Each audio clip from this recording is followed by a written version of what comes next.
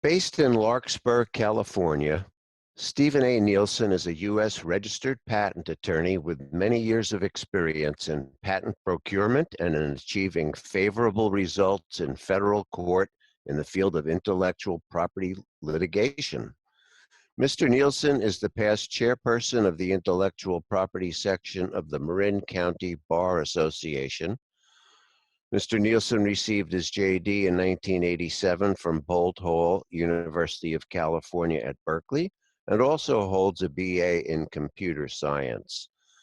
He may be contacted at steve@nielsenpatents.com, on his website, nielsenpatents.com, or via his LinkedIn page.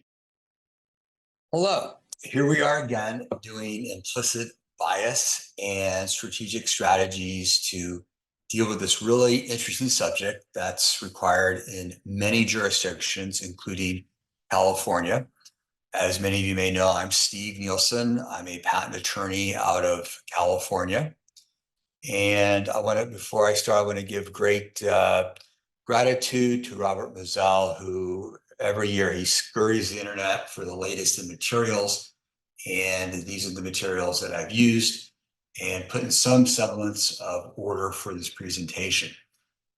People ask, how did you get here? Why are you doing this presentation? Well, about 17 years ago, I started presenting CLE courses for Robert, and mostly in the area of patent law. And I enjoyed presenting material and giving my interpretation on the subject matter.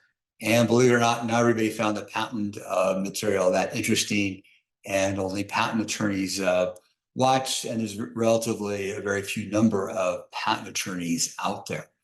So about 9 years ago, CCE got wind of a new mandatory subject in Illinois and New York.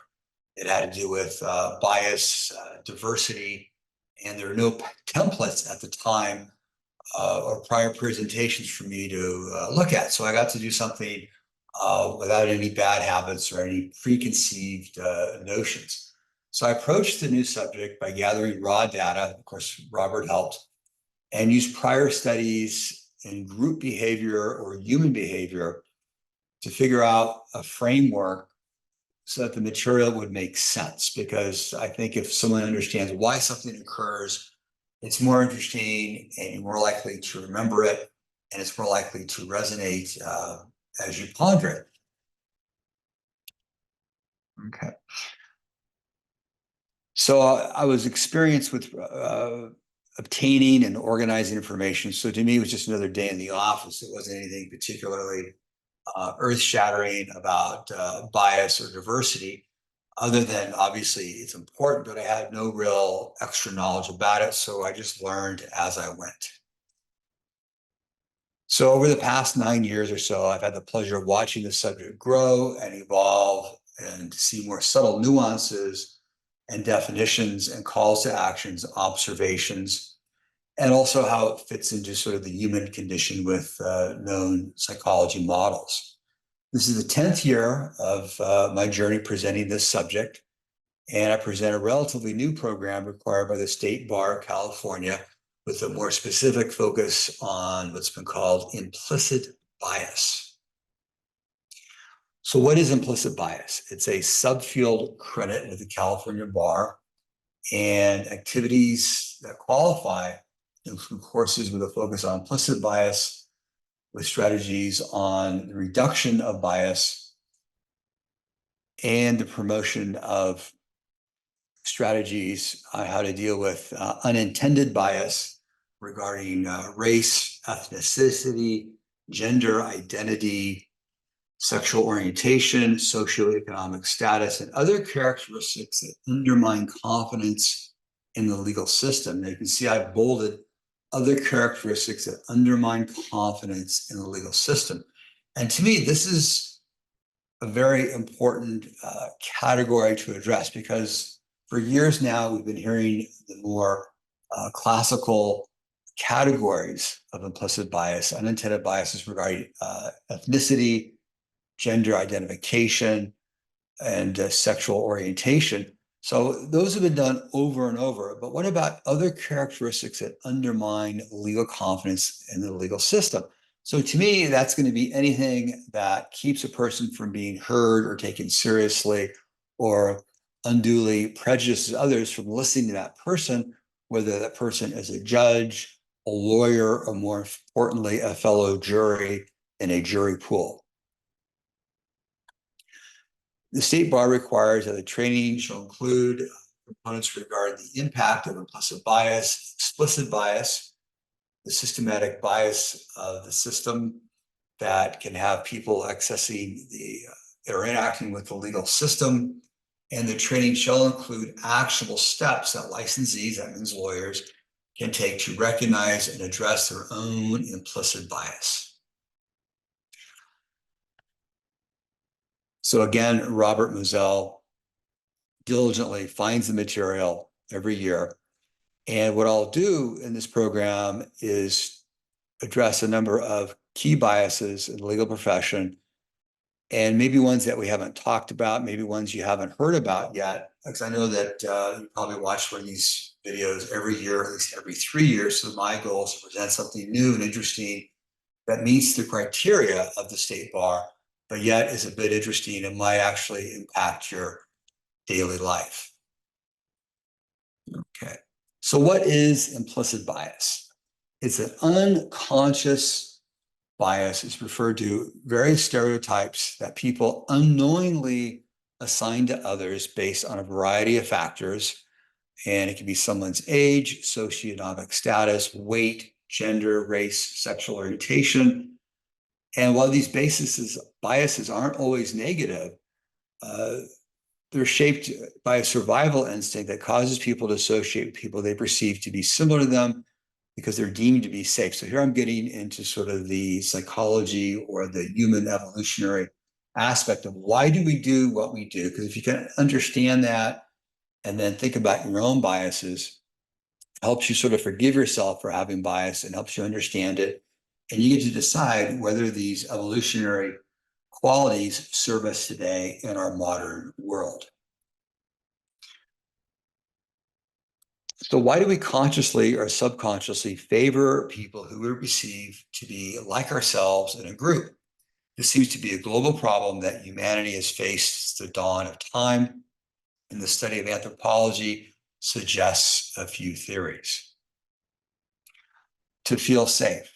Gladwell's definition resonated with me. How did we survive in the past? We decide if someone's a friend or foe, quickly decide, are they in my group? And back in the days, we have this slide with the person with the spear trying to survive. A quick decision was needed. Now, today, we play more of a chess game than checkers game, so we have time to reflect and think and to not act in the moment. In fact, a lot of good psychologists talk about taking 3 breaths before you make any decision, because now we don't have to live in a flight or fight modality. So does this survival instinct serve us? Our nervous systems and brains cannot adapt as fast as society. So what that means to me is it's only 10,000 years ago that we started to be gatherers and farmers, and our bodies and minds really haven't changed one bit, but society has. So it takes some extra effort for us to take a breath and think and not go back to how we are hardwired. Belongingness, it's an important term.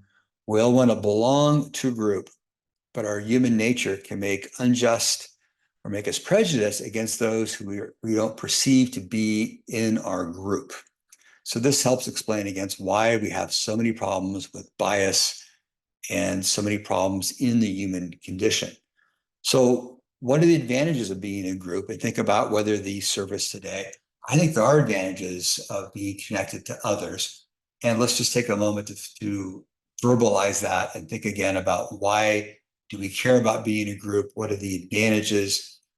Back in the day, there were efficiencies in hunting, gathering, and child rearing, companionship, emotional support, and it was difficult to survive alone in the Stone Age. And today, I'd argue it's also difficult to survive. No person's an island, and we're all interconnected more than ever, especially with social media, the internet, and working remotely. Thus, an affinity bias is to feel comfortable with those we perceive as similar. That's an understandable bias. Doesn't mean we have to continue it, but it's okay for us to, it's good for us to understand why it's there and not be hard on ourselves for having these initial thoughts of being drawn or feeling comfortable with people who appear to be like us in some way. But what's also interesting is this group theory belongingness. It doesn't have to do with race, gender, looks, height, elitism. Back in 1954, there were experiments that obviously can't be done today. And this one sociologist took 22 12-year-old boys to this Roberts Park, Roberts Cave, and the boys were randomly selected for each team, just random. And they look different, different heights, different socioeconomic status, nothing in common other than there's 11 boys in team A, 11 boys in team B, and they were each in a group. And they did various activities. And before the experiment was to it scheduled in, these groups of boys had great affinity for one another and had a lot of aggression toward the other group. So what does that tell us? It just mean around people can give us that sense of grouping, and also shows that the group theory doesn't really do with outward appearances so much. Not a perfect experiment, but to me, it's important to show that just thinking you're in a group can give you loyalty to the group and not like people in other groups. So we're not defined by our innate nature of wanting to belong to a group. The actual items here are education and self-awareness. To think about what are you thinking about and how do you feel about other people, and to deal with our identification of our own potential conceived notions. Once we identify our own biases, again, these are unconscious ones. The conscious ones, that's another story. If you decide to be biased consciously, that's beyond the scope here. And maybe you've got other problems we can't deal with, but let's focus on biases you aren't aware of. But once we become aware of our unperceived, unconscious biases, we can make an informed decision to overcome them.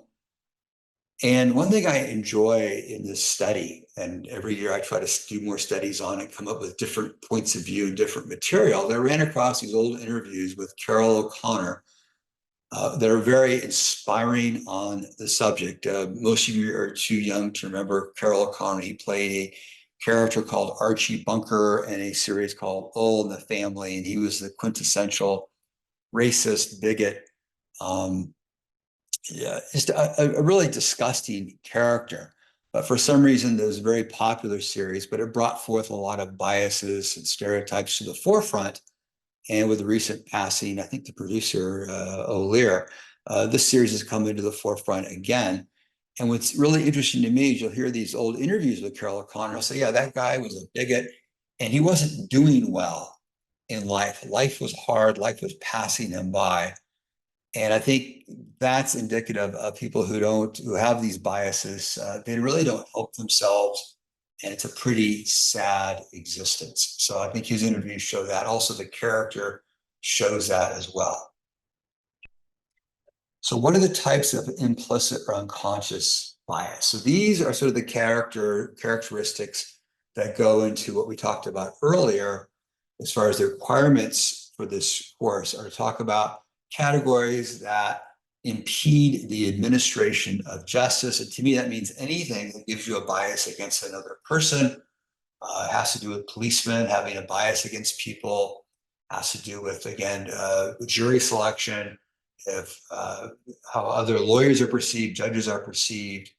And this year, I'm focusing on height bias and elitism bias. These are not the traditional protected classes, but there's a lot of really good information on this. And as I talk to people to prepare for this, I asked them about height bias, elitism, and I got a lot of really interesting answers. And I think this is really relevant to the legal profession as law firms hire and fire people based on, or at least hire them on maybe some hidden biases.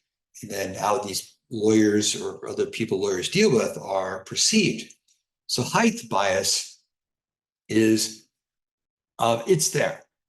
And what's interesting to me is I become aware, hearing more of this term of short king to refer to people who are short. And my pondering is I wonder if someday that term short king will be as deemed as vile as a lot of our vile expressions in the other categories. I think we're many years behind on this, and I have a lot of material on short biases in that I see it all the time. And in the past, I've seen myself perceiving people who are short a bit differently, and I'm a bit ashamed of that. But so this was good for me to sort of look at this. The other focus of this presentation has to do with elitism. What is elitism? It has a lot of definitions that we'll go into later in the presentation, but briefly, it's affiliations with well-regarded schools or institutions, perceived wealth, and perceived status. So people who seem to be on some scales better than others or higher in the food chain than others. And there's a bias sometimes in favor of them, giving them more deference, sometimes not. But these are both important aspects that we're going to go into in greater depth. Other types of implicit bias we'll deal with today are perceived socioeconomic status, that's tied to elitism. Caste bias is sort of a new one to me, tied to elitism. The caste bias deals with other cultures where there's like sort of a caste system. And then there's financial bias tied to elitism, often comes into play in our lectures on diversity, inclusion, and equity issues. Other subjects we're going to talk about are age bias. It's still a big problem. And name bias, which is perhaps tied to race or ethnicity bias, and perceived beauty bias, something that's kind of come up a bit more with comedian Matt Rife, people thinking he's arguably good looking and thus comedy is more difficult for him or doesn't help him, but that's coming to the forefront and I think it's worth discussing. More types of implicit or unconscious bias include race and ethnicity. That's been well covered in other presentation. Gender bias. That sort of ties into the heightism because statistically, many women are shorter than men. And again, we have some good slides on height bias related to female attorneys who are on the short side and how that affects them today. And we also have the LBGY community bias. And what's interesting here is, has Dave Chappelle helped get the message to the forefront by bringing the issue to the forefront by having people think about it? We're not going to get into whether his views are correct, but just talking about it, I think is helpful because people think about it and you get to ponder it with your conscious mind. And maybe if you have some biases, you decide to let them go. Another bias is priming bias. We tend to be unduly influenced by the first exposure to a conclusion or an idea. So if you're on a jury and one side has an expert witness with a certain point of view, we tend to be tied to that because that's the first one we've heard. To me, that's sort of a newer one, but it does make sense. Other biases to address have to do with ability bias, a perceived difference in physical, mental, or emotional ability. And so if someone has a different ability, do we have a bias in favor or against them? That's sort of a nuance that's worth thinking about. And I'm sure there's others that have a real effect that we haven't even realized yet. And maybe that'll be something we talk about next year. I really enjoy the email that I receive from people who view this. So if anyone has any ideas and other categories of unconscious bias, I would love to hear them and address those perhaps next year. We're also required to talk about explicit bias, which is a conscious bias or prejudice and is often expressed openly. does that behavior serve us? Well, it depends, and only you can decide whether that serves you. And a good example I have is someone saying, I want a young person to run the social media campaign. Digital natives will be better suited than older digital immigrants. Is there room for reasonable minds to argue or differ on this? Is there an argument? Is it a good sign of progress? In other words, if we're arguing about digital natives versus digital immigrants, it's a good sign that we're talking about it. And I think obviously it depends, because again, the stereotypes are not helpful to anyone.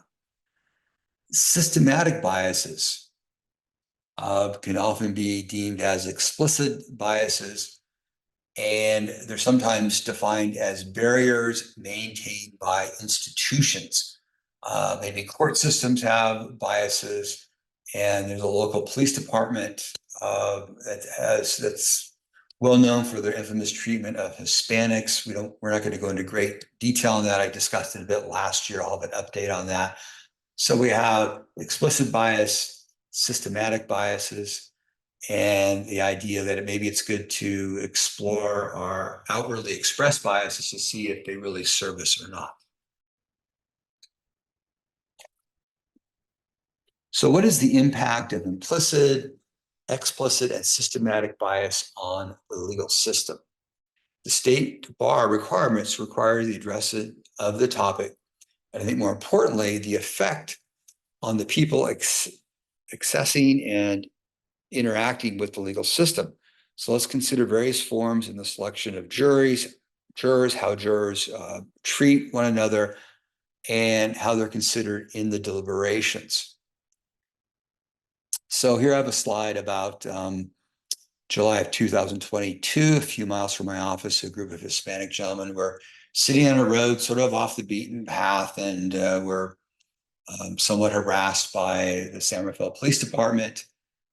And it was a very sad state of affairs, because nowadays we have the police body cam footage, and it's interesting how that really hasn't curtailed anything.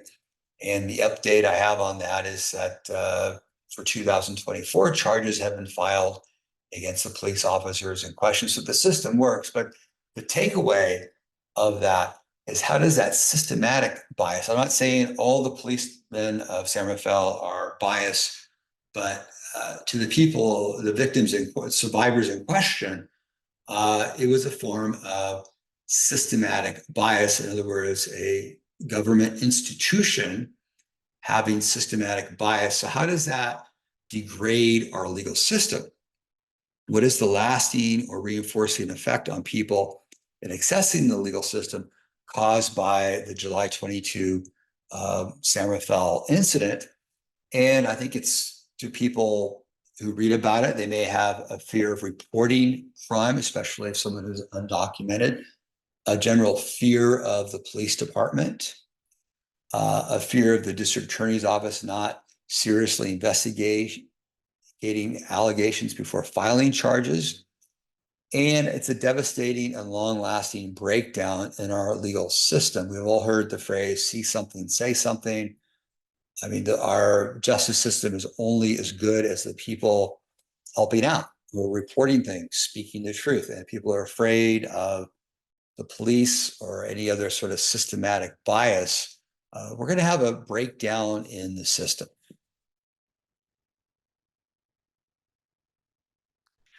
Another impact of implicit bias is, consider new client intake at a law firm.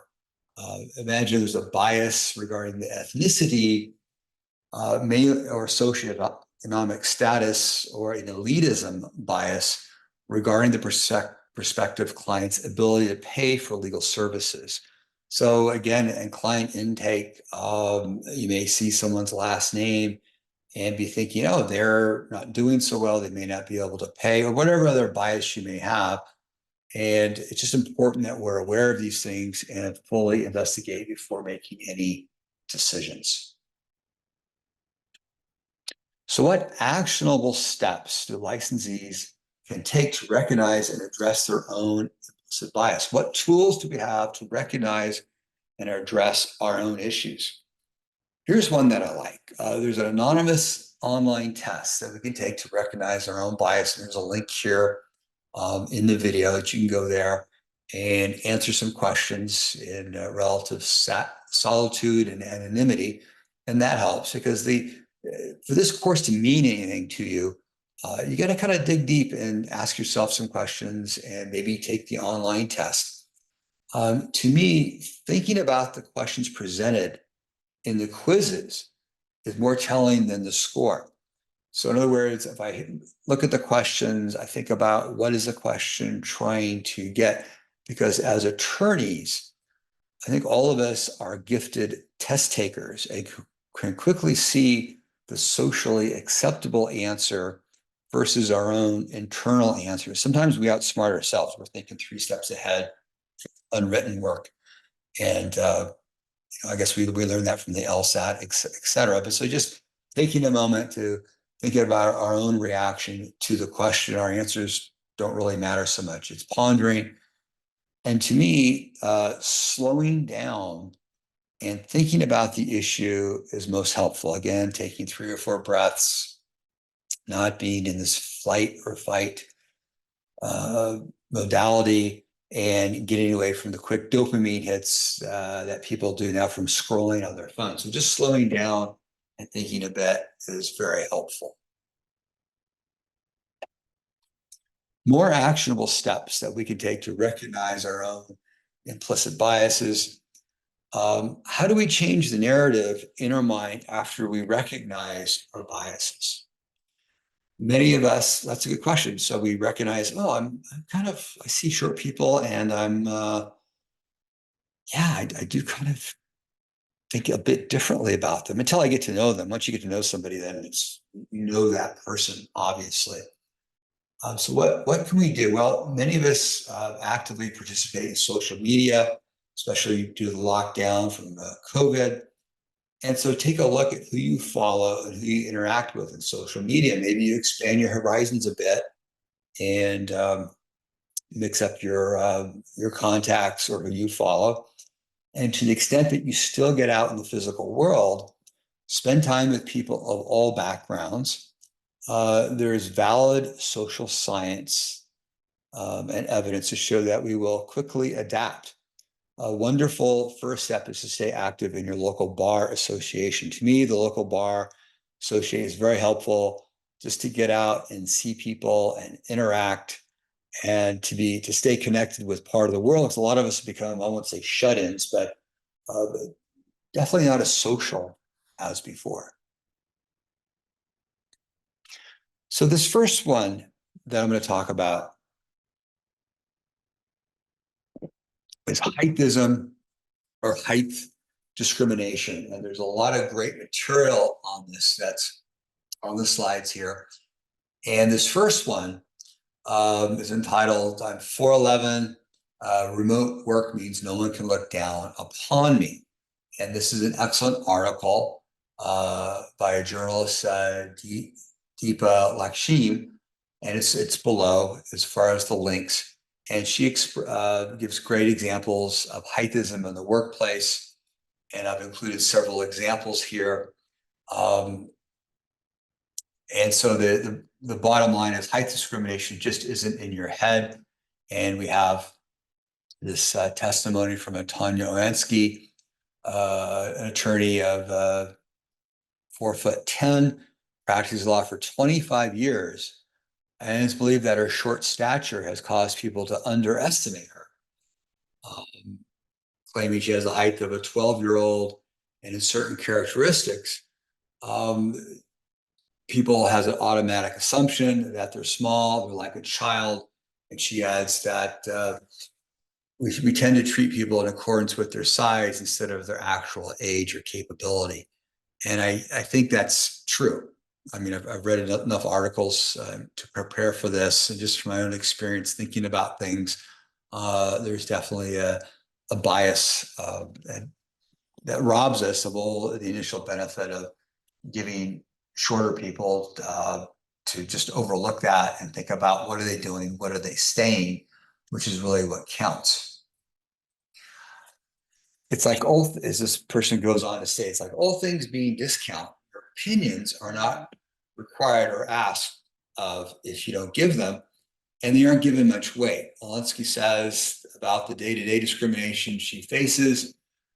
She says, my manager used to make fun of my height in business meetings in front of my direct reports of my staff. And she explains it's similar to how the workplace has been complaining many years about subtle discrimination, and it's even more for short people, and of course for short women.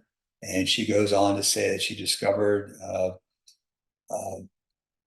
she was making significantly less than her peers, and her experiences led her to dig deeper into the related research and to write a book called Short Change: Height Discrimination and Strategies for Social Change. In it, she examines how heightism creeps in time and again in conference rooms and across cultures, and points out that parents have even explored giving hormones to help their kids give a literal boost into adulthood. And one thing that struck me in reading this is the outward joking. And as I've become a bit more mature in my years, I remember in my college days and, you know, the horrible harassment that young men give to one another, I guess is sort of a playfulness, but the words do hurt. And it brings me back to this calling people a short king. It happens, and I think it needs to stop. And when this gal talks about the joking during meetings about her height, um, maybe it wasn't met with bad intent, but people need to be thinking about that and how it does hurt the feelings and diminish the what's a good stature of the person, no bad pun intended. So our words can be hurtful, and I think it's very immature to make such bad jokes about someone's height, etc., because these words have meaning. And also in the slides we talk about ageism, people joking about someone's age, which seems to be accepted in many circles. That needs to stop because again, our words are powerful, and I think it's sort of a vestige of sort of the frat boy mentality. Not that everybody's in a frat or anything, but just the male to male verbal harassment is sort of a bad form of bonding. But the good news is we can be thinking about it, and we can be more careful with our words and our jokes, because they really aren't funny, and they're very hurtful. And hopefully we can grow to just think before we speak. So this article goes on to talking about working from home leveled the playing field, and the impact of Zoom and other software gave a brief reprieve to people who suffered from heightism, and allowed people to work in a more inclusive and accessible environment. And this author goes on to talk about logging in remotely is a huge blessing. And she's now in charge of her own law firm. And she's had a great feeling not having to deal with that crap, as she says. I'm quoting from her article here. It's on the slides since COVID. And she also mentioned that her 5'4" son recently went through a similar experience after graduating. And once his interviews were on Zoom, he had no trouble getting a job. But when he went for interviews in person, he didn't get the job. And she says that we'll never know the real reason here, but she thinks Zoom is a great equalizer of things. So that's something I hadn't thought about before. But again, the more I study it, and the studies show people of less stature make less money. It's pretty powerful. So I've personally just sort of pondered getting rid of that bias in my mind.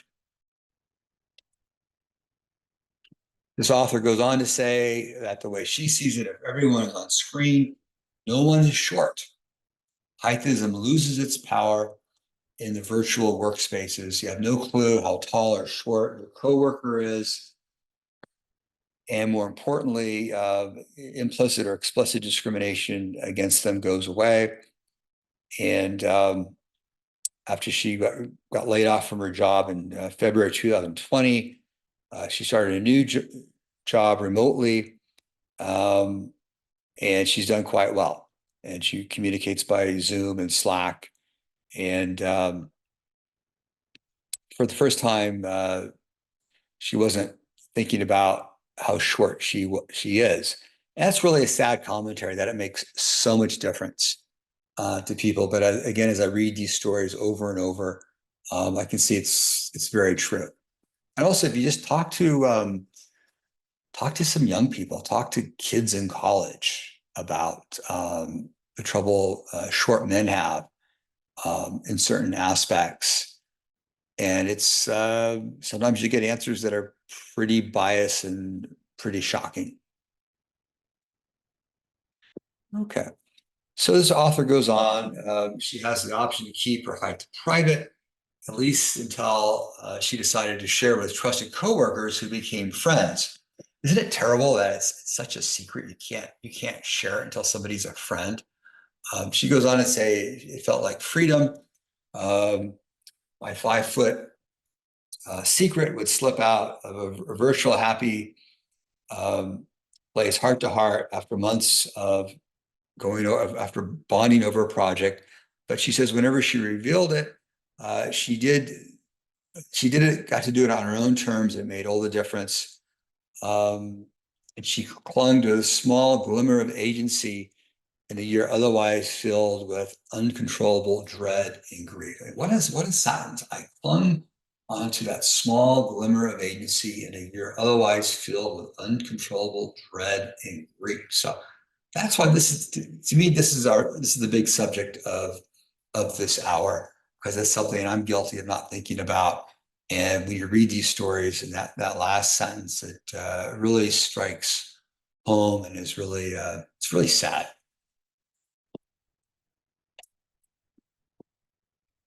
So one of the summaries here is that female returnees report that height discrimination was lessened by the use of Zoom meetings.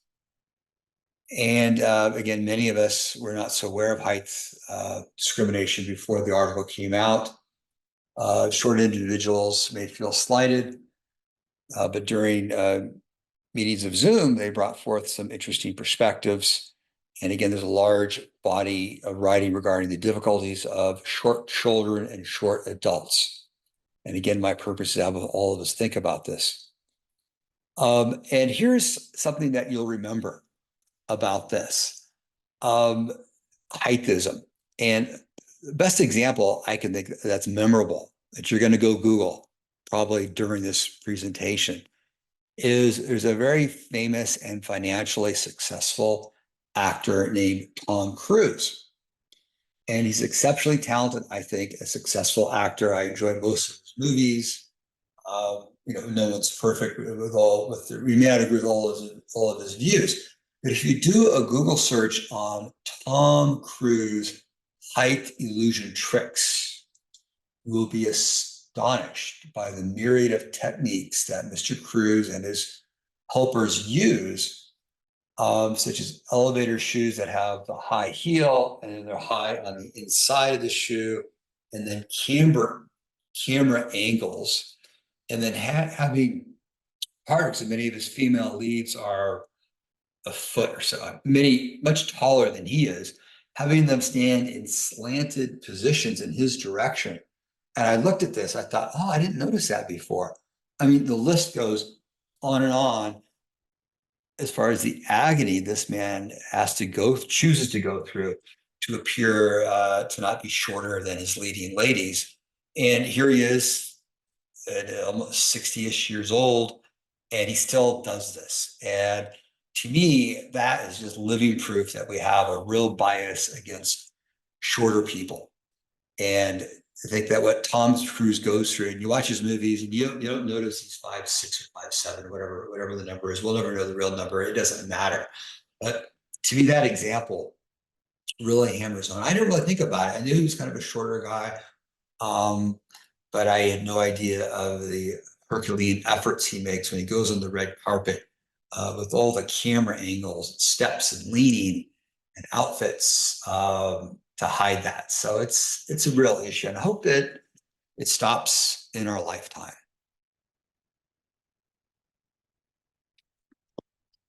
These are some things we probably know. Studies have shown that short people earn less than comparable tall people in presidential elections. The 31 presidents elections between 1990 and 2020, 21 of the winning candidates had been taller than their opponents, while 9 have been short and 1 was the same height. So that's a metric. And what's also interesting, especially in federal court, judges sit very high on a bench. So maybe they're using some heightism there to help with their stature, and they deserve to do so. But so elevation seems to be very relevant and very powerful. And I'm harping on this because many of us have an unconscious bias in this area. And even with short individuals who are exceptionally successful, but yet we still hear the stigma. I mean, with the new movie out, we hear about the Napoleon complex, meaning short people have something to prove. They're given the stereotype of being sort of angry and having to work harder than everybody else, and maybe they do. And as I mentioned before, the popularity of the term short king. And now that I'm aware of the term, I'm noticing it more and more. It's never used in a kind way. It's a put down, and it's got to be hurtful. And I think we're 50 years behind the curve on heightism.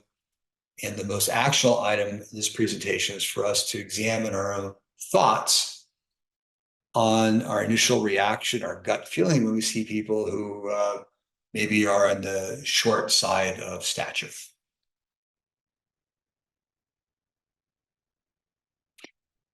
Our next subject is elitism.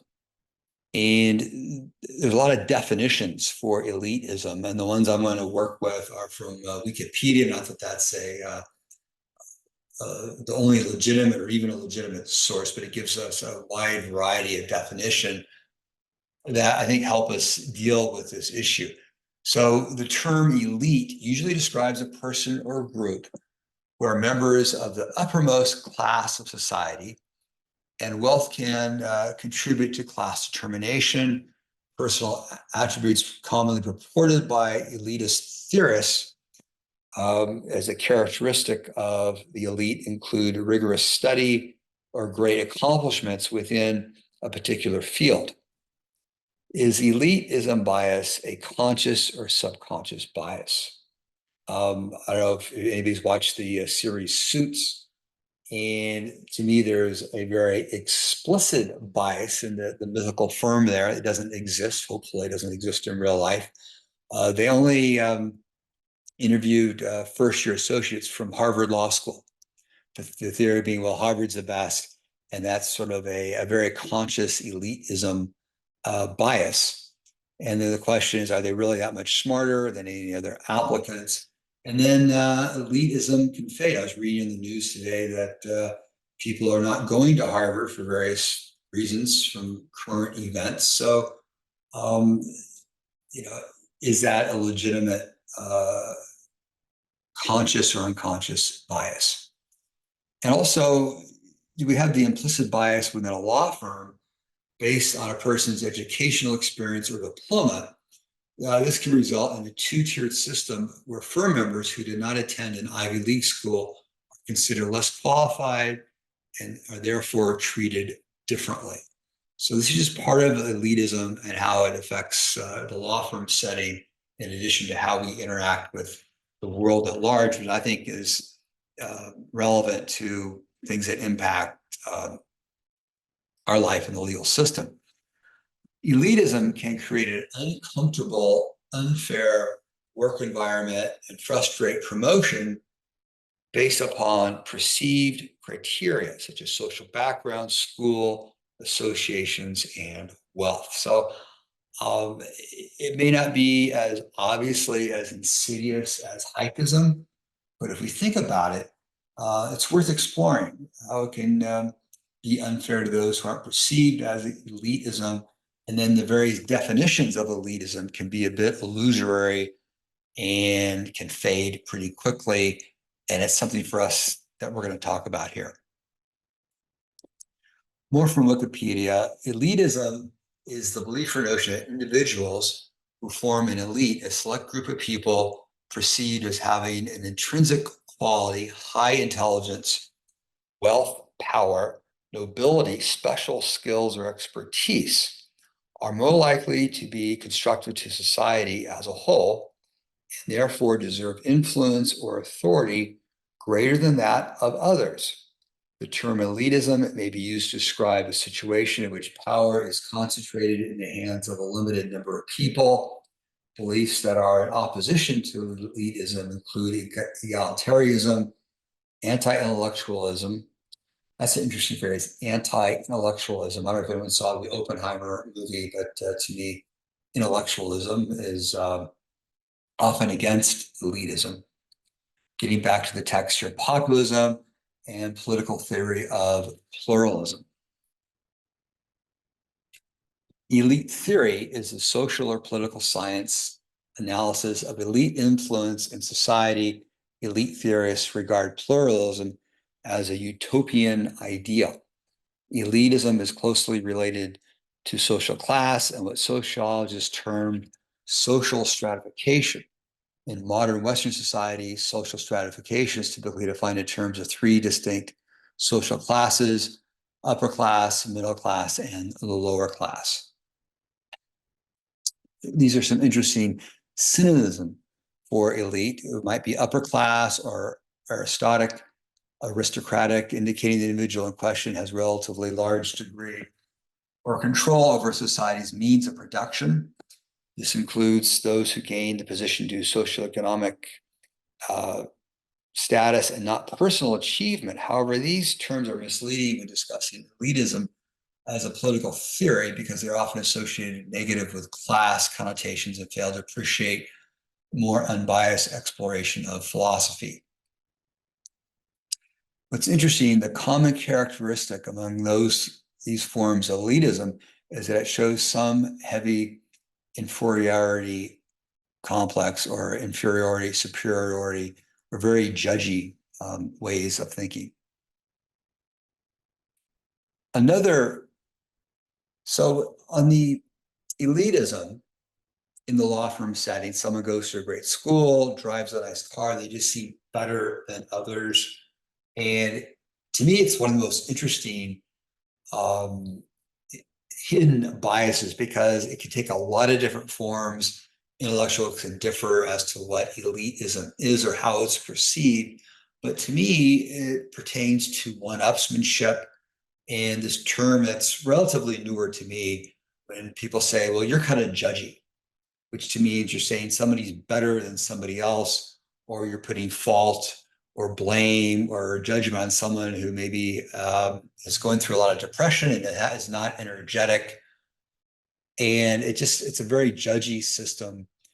And I think the elitism is something that deserves further discussion and discourse, maybe in other presentations or just on your own as you think about people and you see someone who just, I don't know, maybe it can even be a bearing of confidence or how someone carries themselves. I think they're elite, and you have an unconscious bias of giving their opinions more weight than others, all other things being equal. And it's a fascinating study, and I'd suggest you think about it as you deal with life and how if you find yourself judging others as being more or less, that's arguably a form of elitism. So moving on to another subject, it's troublesome. We covered this a lot last year, but it's still very prevalent. Ageism is a prejudice or discrimination on the grounds of a person's age or perceived age. Despite that, older employees are often more knowledgeable and experienced than other members of the workforce. They are often overlooked in favor of younger, less experienced workers. And the World Health Organization defines ageism as referring to the stereotypes, how we think, of prejudice, how we feel. Of course, unbiased prejudice may be how you feel, but you aren't aware of why you're feeling this, and discrimination, how we act toward others based on age. Here are a few signs of age discrimination to look out for. In your organization or just in society, are learning opportunities automatically offered to younger employees, not the older ones? This can include educational coursework, access to reimbursement for continuing education, or professional or industry attendance. Are older people overlooked or passed over for challenging assignments? This may also look like an unfair share unpleasant, tedious assignments have been given to the older employees. So in other words, work that's not sought after, given to the older employees. And also, this next one has to do with what we talked about earlier with group theory and wanting belongingness. Are the older people being left out of client meetings or company activities? I'm not talking about the dreadful softball games, which I really did not like as a younger lawyer, but just meetings in general. And a lot of times patent lawyers are left out of meetings in large law firms because they're considered to be kind of nerds and not included. So it's being left out of client meetings or company activities is a very powerful metric. And if older people are, it's not good for anyone, including the organization. There's also this idea, the spoken or unspoken assumption that older people are not entitled to take off time for family commitments because they don't have any young kids at home, they're empty nesters. You know, this idea they're living alone and not pretty. Okay. All right. So here we go about signs of workplace ageism. And to me, this dovetails really well with what we talked about earlier with heightism, disparaging comments regarding age. And I'm going to add in height. This could be framed as subtle and playful, while others are joking about your age, retirement plans, slow typing speed, gasping for breath while coming up the stairs. It could be just downright aggressive, pointed or cornering comments that pressure a person to want to retire, to free up a position for another professional or a younger person. And again, I think heightism is this is found there too. But from what I hear, there can be some pointed comments toward older people, sort of like they're fair game. They're not a protected class, but they are human beings, and we all deserve some dignity and respect. And we don't need to be in this aggressive environment. And then the other issue is, are older people being passed over for raises or promotion? And in our example above, one can get tricked. It can be tricky regarding different raises and promotion decisions may indicate age discrimination, or they might be reflective of individual performance. Dealing with ageism. What's interesting with heightism, I've had slides in the past talking about how men can get their legs broken, and maybe you get 3 inches, you kind of cripple yourself, and you get the pins in the legs and the screws coming up. But ageism, well, one, I think the way to fight heightism is to get rid of the stereotype. But there are some comments on dealing with ageism that are a little more comfortable and practical than having one's legs broken and femurs expanded. So what can an older person do to fight this, to be perceived as more relevant? I think they're very relevant. People can fight the stereotype that aging professionals are uncomfortable with changes in technology, are low on energy, cozy without ambition. Today's older workforce, it's their wealth of industry and institutional knowledge. However, what can they do to appear to be more vibrant? And that is to work on themselves, work on their professionalism, how they dress, their posture, and taking an interest in newer technology, just to be I'm not saying an older person is giving up or giving in, but these are things that an older person can do to sort of fight this bias. And maybe it's even an explicit bias. So the good news is there's things one can do to help out with that. Another implicit bias is called distinguished surname bias, or simply name bias. And in countries with dominant Anglo cultures, historically, many people have Anglicized their names to fit in. I know that some of my ancestors coming over were Nielsen, and now they're Nelson or Olson or Olsen. And so names got butchered a bit. I don't know if that was intentional or not, but I know names sort of changed coming over here. And a lot of people coming over had long, difficult surnames, or difficult to those who speak English as a first language. And this melting pot concept of America, of course, could be another reason why names have sort of morphed and to be more generic or anglicized. So this idea of name bias is there's been increased awareness of distinguished surname bias and how this type of color and cultural bias results in assumptions about someone's identity based on their name. Resumes with names that are traditionally Black or Latino, Asian often get less attention from recruiters and hiring managers. For example, there could be recruiters that tend to offer interviews to candidates with more traditional Anglo-sounding names over equally qualified candidates with non-Anglo names. This bias presents a very negative impact on the diversity hiring and result in companies missing out on talented candidates. For an in-depth study of this, there's a website, researchgate.net, called The Name Game. Ways to avoid or mitigate name bias. In the recruiting context, a simple solution is to avoid name bias is to omit names of candidates in the application review process. To do this, blind hiring software can be used to block out a candidate's personal details on resumes, or by selection of a person on the resume devoid of really anything too personal.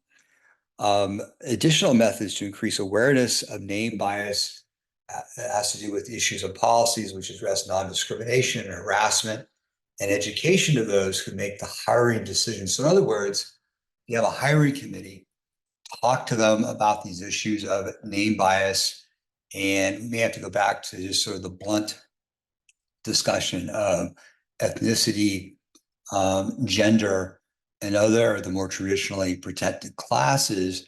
So they think about it. We think it's automatic now, but how far has the world advanced? So the takeaway here is talk to the recruitment committee and have a frank discussion about this. And then, of course, into the hidden biases such as heightism and other discussions. And another way to avoid sort of a name bias element is to ask candidates the same questions, even though they're from diverse backgrounds, and don't let the ethnicity or name bias factor in the questions asked.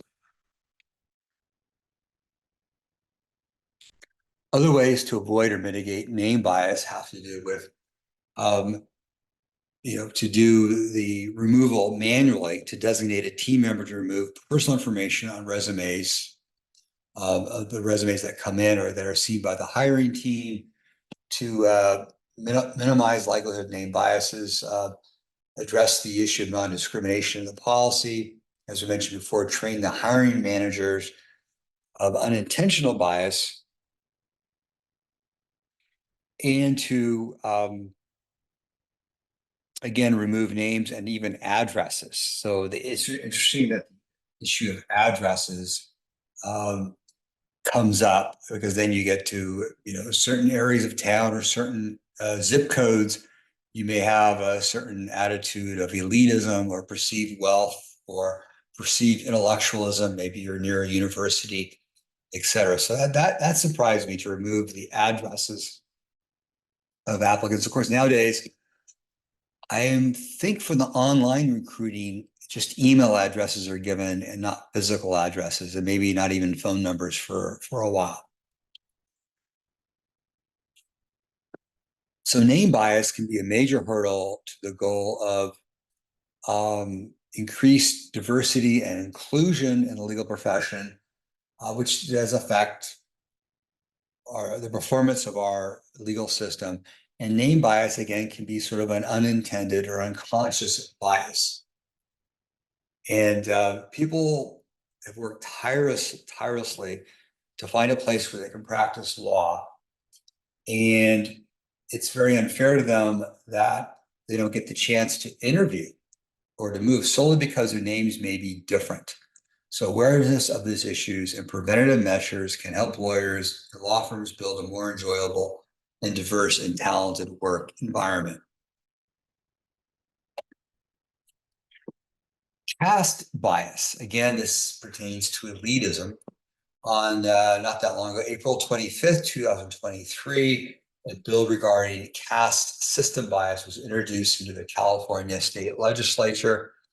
It was based on a United Nations report of 2016, seeing at least 250 million people worldwide still face caste discrimination in Asia, Africa, the Middle East, and the Pacific regions, as well as other communities.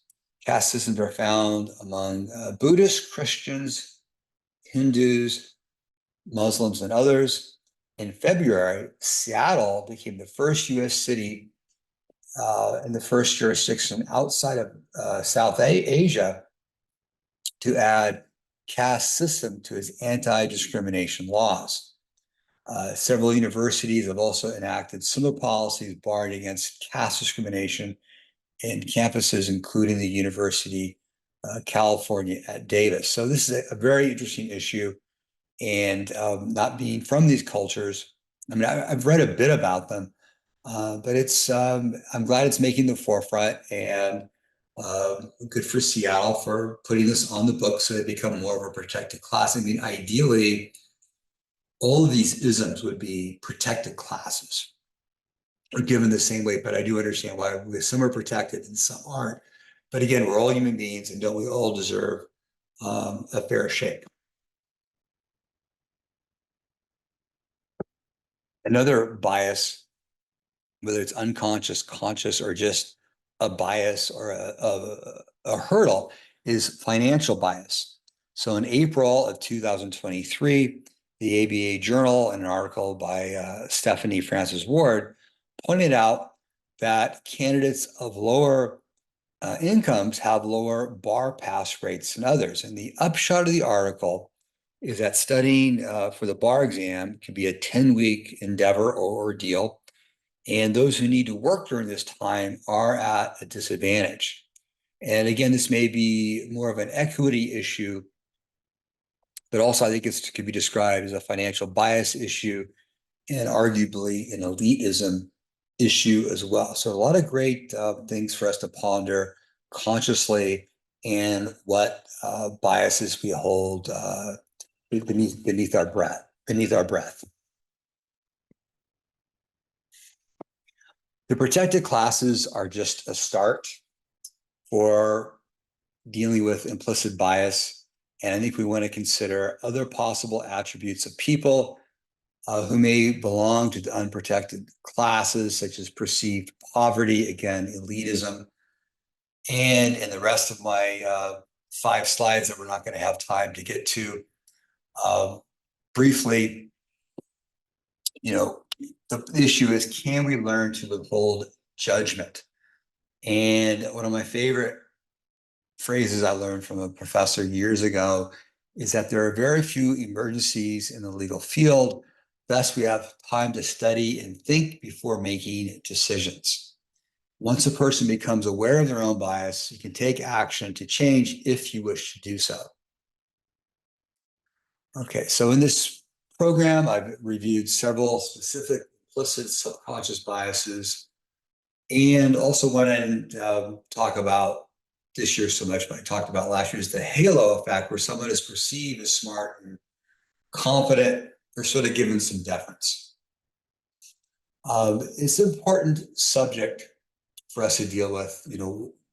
I think more importantly, biases we aren't aware of, and it makes for more a fair environment, more enjoyable environment for ourselves and our colleagues.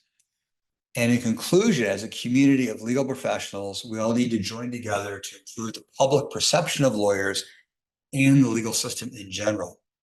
I hope this presentation has increased awareness of the many types of implicit subconscious bias and provided suggestions on how we can use that awareness to better all of us in the law and in our lives beyond the law office and the courtroom. I look forward to your comments. It's always a pleasure to get the emails. Some people even write old-fashioned letters to me. And let me know what other biases you think you have or that are out there that people are unaware of. Thank you for your time.